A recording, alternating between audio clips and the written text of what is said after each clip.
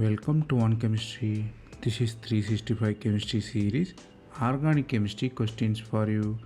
Here you have benzene. In next fusion you have nitrogen and sulfur dioxide. You are heating it up and you are using soda, amide and ammonia.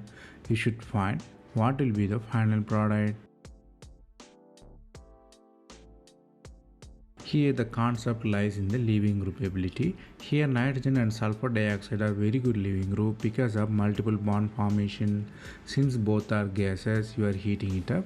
Gas has repelled away from the system. You have benzene. Why benzene mean you have two leaving groups in the adjacent carbon. You have benzene. Then you are using sodamide and ammonia. It form nucleophilic addition reaction and you have NH2 and hydrogen. So finally you end up with aniline. The concept I outlined here is whenever you have two leaving groups nearby in the benzene, you might expect benzene formation.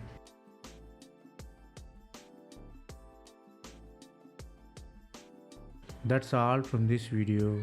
Thanks for watching.